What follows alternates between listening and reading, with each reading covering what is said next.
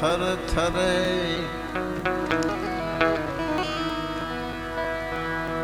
एवो नाम प्रताप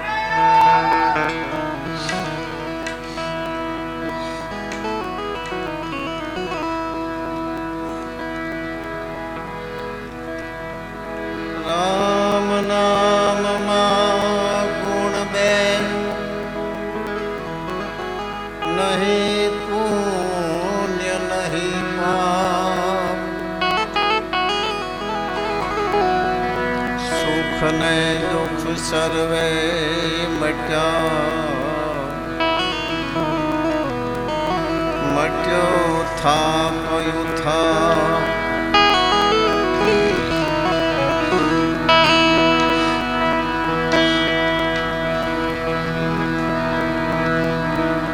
राम राम रटते रहो धरि राखो मन माधी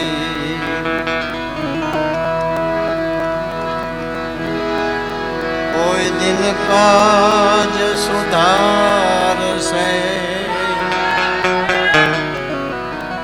कृपा सिंधु रघुवीर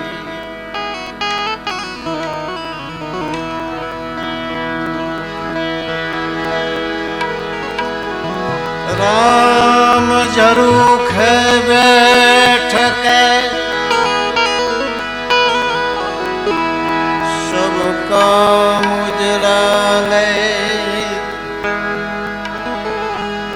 जैसी जिनकी चाकरी वैसा उनको दे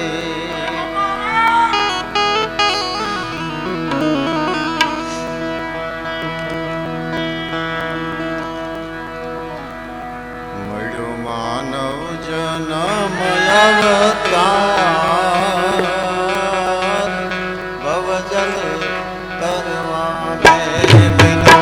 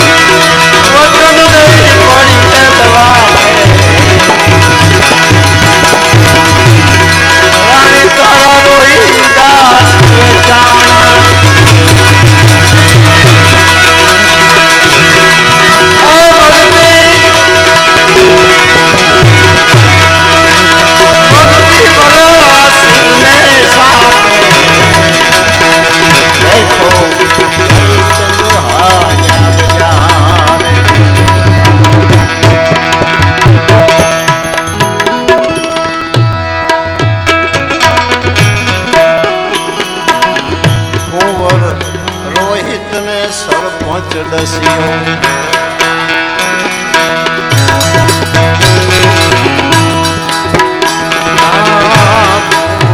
રોહિતને સરપોજ ડસ્યો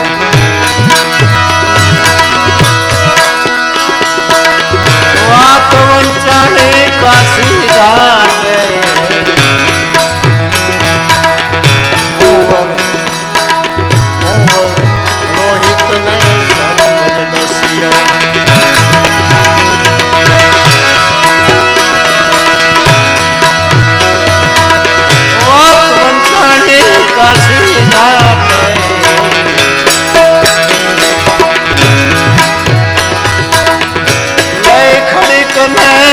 सती पर को क्या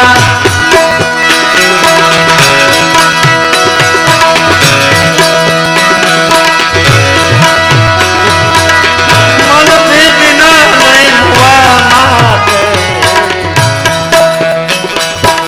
हे तुझे धरणी संते कैलासा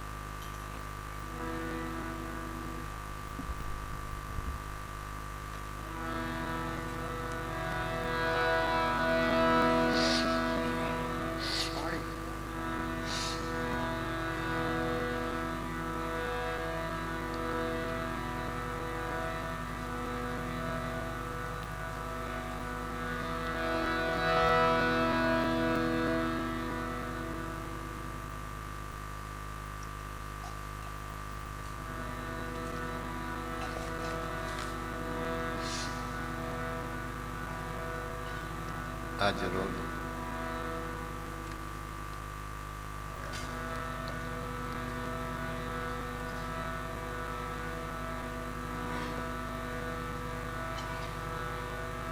ગામ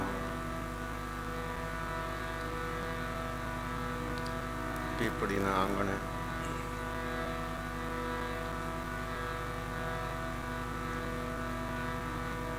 સ્વર્ગસ્થ શ્રી વીરજીભાઈ અરજણભાઈ પટેલ એમની શ્રદ્ધાંજલિ નિમિત્ત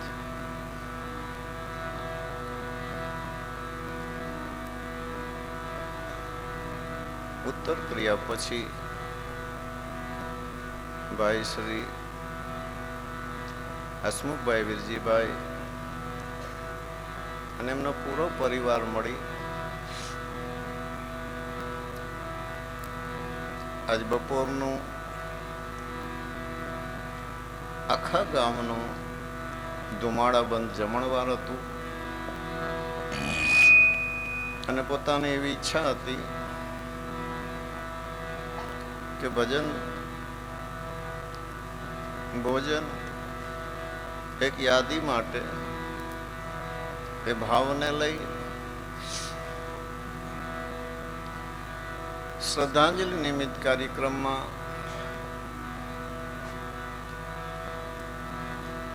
ભજન સંધ્યાની રાત્રિએ સવા ભગતની જગ્યા રામદેવ પીર મંદિર પીપળી ધામ પૂજ્ય બળદેવદાસ બાપા આશ્રમમાં પરિસરમાં એવા કોઈ સંજોગે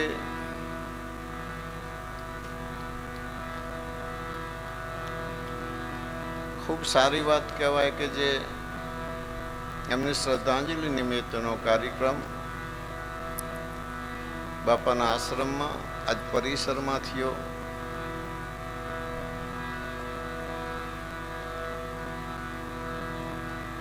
શ્રદ્ધાંજલિ કાર્યક્રમમાં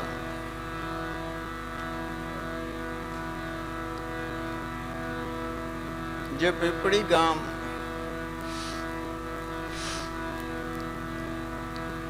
આ જગ્યાથી ખૂબ પ્રેમ ધરાવે છે,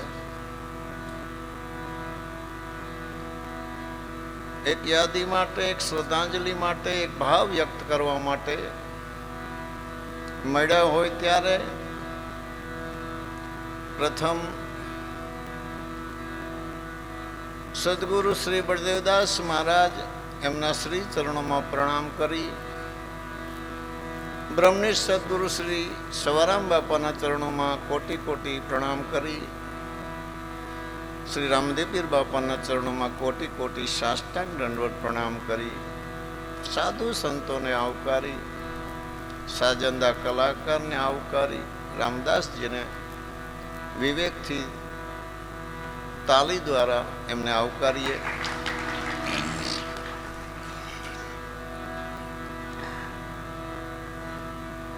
અને અહીંયા ઉપસ્થિત જે કંઈ વીરજીભાઈ અરજણભા હતા ત્યારથી જે નાતો આજ સુધી જળવાઈ રહ્યો છે, એમનો પરિવાર, અન્ય જે કંઈ ગામના સગાવાલા અહીંયા ઉપસ્થિત દરેક આત્માને મારા હૃદયથી શ્રદ્ધાંજલિ નિમિત્ત અભિનંદન, ધન્યવાદ, ખૂબ ખૂબ સીતારામ.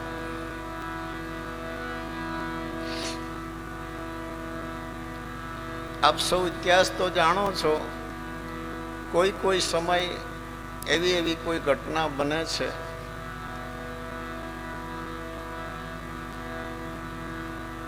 વીરજીભાઈ અરજણભાને મેં જોયેલા છે. વર્ષો પહેલા આ ગામમાં શિક્ષકની એમને નોકરી મળેલી ત્યારે પૂજ્ય બળદેવદાસ બાપાને ભણવા બેસાડેલા. 5-15 દી કદાચ ગયા હશે, ખબર નહીં. પોતાને જે મોજ આવી એ ભણતર છોડી અને આવતા રહ્યા.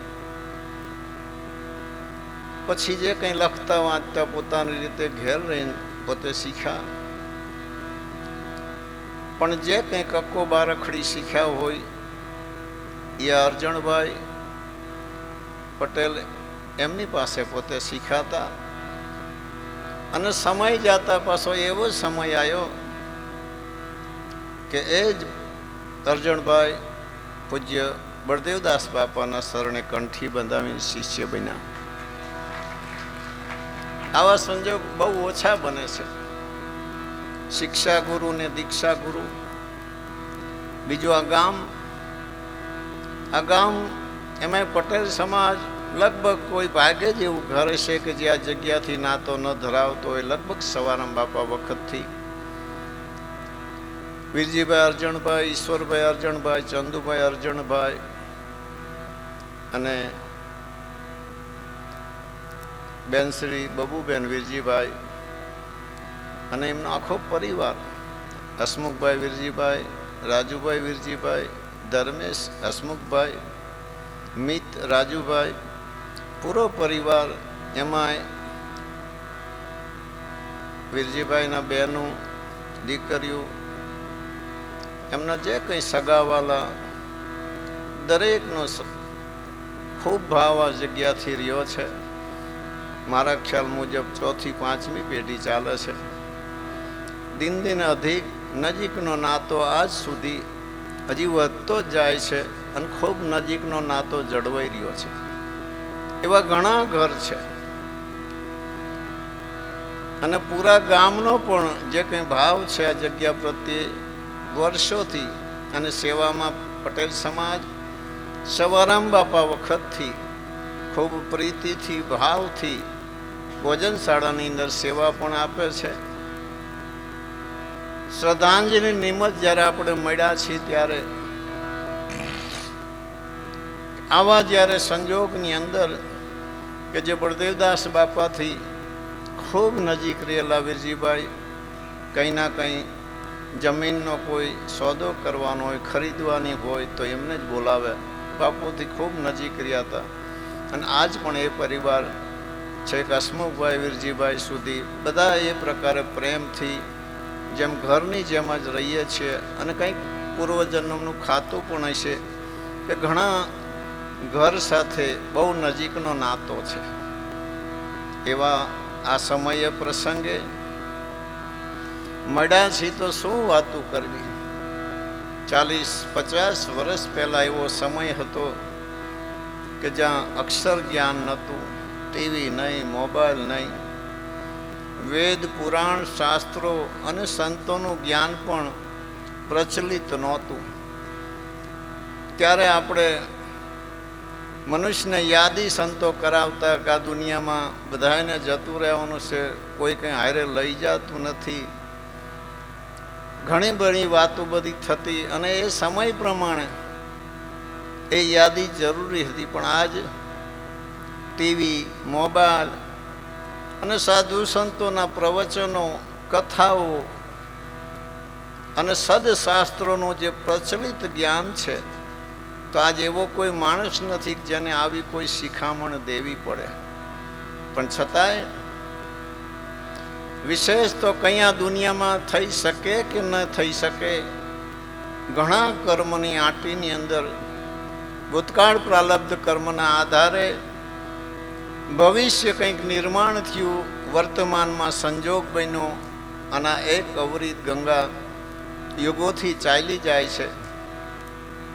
પોતાની જે ફરજ આવે દુનિયામાં, હું તો એવું માનું છું જ્યાં ઊભા છે, જેવી ગતિ છે એમાં જે ફરજ આવે છે, પોતાની જે પોસ્ટ આવે છે, ભાઈ હોય તો ભલે, બહેન હોય તો ભલે, દીકરી હોય તો ભલે, મા બાપ હોય તો ભલે, ગુરુ હોય તો ભલે, સૌનો કોઈ ફરજ આવે છે.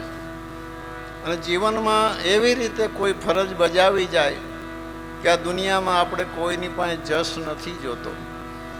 કોઈ સારું બોલે તોય ભલે ને ખરાબ બોલે તોય ભલે, સારું ગણે તોય ભલે ને ખરાબ ગણે તોય ભલે, પણ આપણે આ દુનિયામાં શ્રેષ્ઠમાં શ્રેષ્ઠ માનવ અવતાર લઈને આવ્યા છીએ. આ દુનિયામાં કોઈના કોઈ એક જીવને પણ જો શાંતિ થાય તો આપણો મનુષ્ય જન્મ સફળ ગણાય. એવી ભાવનાથી સંસારમાં રહી, વિશેષ સંસારની અંદર એવી કોઈ ટાઈમ નથી, એવી કોઈ જગ્યા નથી કે જે મહાપુરુષો આટલું બધું જે કહે છે એ કરી શકીએ, પરંતુ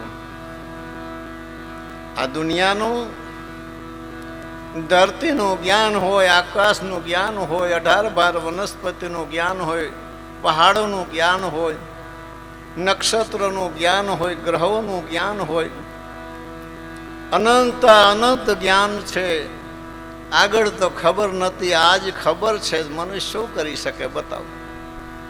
જ્યાં ઊભો છે, એક તો એને જીવન કુશળ પોતાનું જીવન જાય, વ્યવહાર કુશળ જીવન જાય. એક ચિંતામાં વારસાગતમાં જે પરંપરા બંધાયેલી છે એની અંદર બધું આપોઆપ હવની બુદ્ધિ અનુસાર ગોઠવાયેલું છે. પણ વિશેષ શું બાકી રહેશે? જ્યાં ઊભા અહીંયાથી મહાપુરુષો એમ કે છે, કોઈ આયે કોઈ જાયે એ તમાશા ક્યા હૈ, સમજ મેં કુછ નહીં આતા એ દુનિયા ક્યા હૈ. જે આ દુનિયા છે કોને બનાવી છે, અને આપણે આ શરીરમાં ક્યાં રહીએ છીએ, અને આ બ્રહ્માંડમાં એક માનવ જો ન હોય તો આ બ્રહ્માંડ કેવું હોય? બળદેવદાસ બાપાએ કીધું, માનવ મણી પ્રકાશ વડે કરી લો સુકૃત કામ. આ માનવ દેહ મળ્યો છે, એની અંદર જે પ્રકાશ પડી રહ્યો છે એ માનવ મણી, એ પ્રકાશ અવધિથી નિર્માણ છે. ક્યારે જવાનું કોઈ જાણતા નથી. જાણતા હોય તો પણ શું? મનુષ્ય જીવનમાં ગમે એટલું જીવે તોય શું, ઓછું જીવે તોય શું, કારણ કે એક પરંપરા જ છે, એને જ નિભાવવાની છે. વિશેષ તો સત્કર્મ કરી, સત સુકૃત કરી, આના દુનિયામાં ઈશ્વર ભજન કરી, પ્રભુ ભજન કરી, કંઈક ભક્તિ, કંઈક સેવા, કંઈક દાન, કંઈક પૂન, પરમાર્થ, અથવા કોઈ પુરુષની દુઆ, અથવા પોતાના જે કંઈ ઈષ્ટ હોય, શક્તિ તરીકે હોય, ગુરુ તરીકે હોય, ભગવાન તરીકે હોય, એને માથા પર જેને જેને રાખ્યા છે જીવ, કાયમના માટે કર્મથી બીતો આવ્યો છે. અને જ્યારે પરમાત્મા ઘટોઘટ છે એટલો જ નિર્ણય મનુષ્યને આવી જાય તો એ મનુષ્ય કોઈ દી આ દુનિયામાં કોઈનું અહિત ન કરી શકે, કોઈને દુખી ન કરી શકે, કોઈની નિંદા ન કરી શકે. કર્મની ઉપર કર્મ જ્યારે કરવા જાઓ છો ત્યારે કર્મના બોજ વધતા જ જાય છે. એ ગૂંચ કોઈ દી નીકળતી નથી. દોરાની દડી હોય અને એમાં ગૂંચ પડી જાય, જો ઝૂંટું મારો તો વધારે ગૂંચ પડી જાય છે, પણ ધીરે ધીરે ધીરે ધીરે ખોલીએ તો ગૂંચ નીકળી જાય છે. તો બુદ્ધિ વડે જ આ સૃષ્ટિ પર, જ્ઞાન વડે જ આ સૃષ્ટિ પર પ્રકાશ થયો છે જૈનમાં. ત્યાંથી ઓળખાણનું જ્ઞાન હોય સંસારનું તોય ભલે, વ્યવહારનું જ્ઞાન હોય તો ભલે, આર્થિક જ્ઞાન હોય તોય ભલે, પણ આ બધું એક નિર્માણ સાથે ફરજિયાત છે. એટલે એને શીખ્યા વિના કોઈ રસ્તો જ નથી.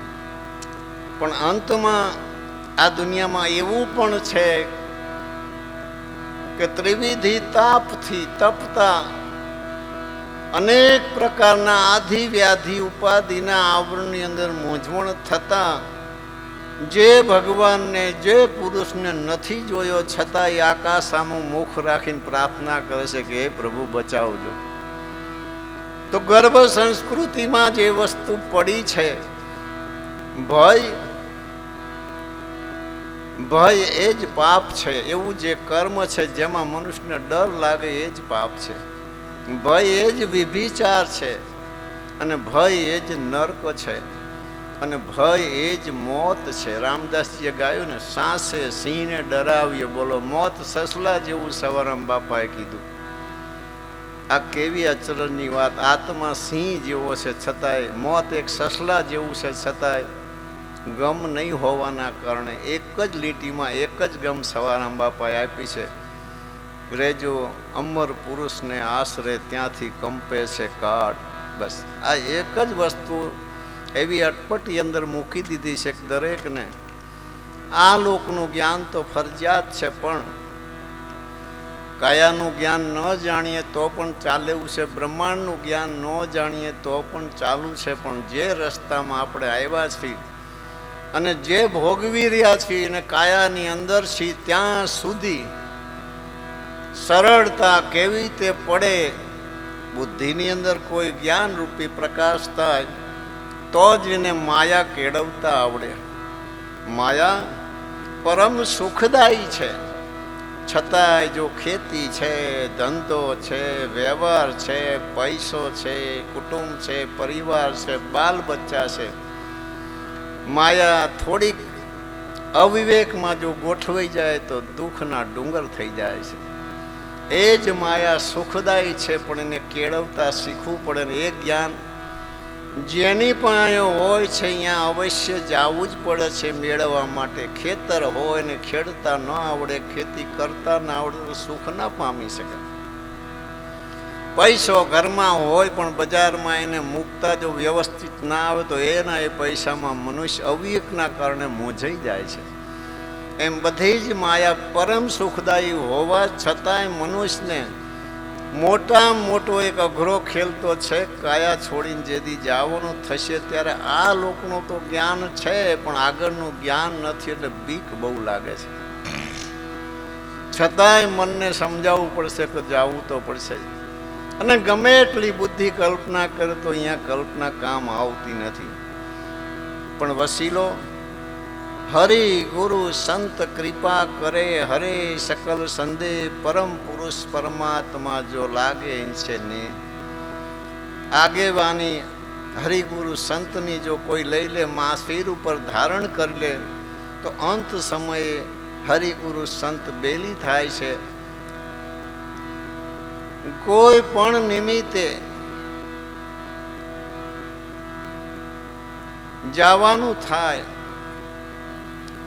જે બી સમયે, જે જગ્યાએ, જે નિમિત્તે, જે કારણે,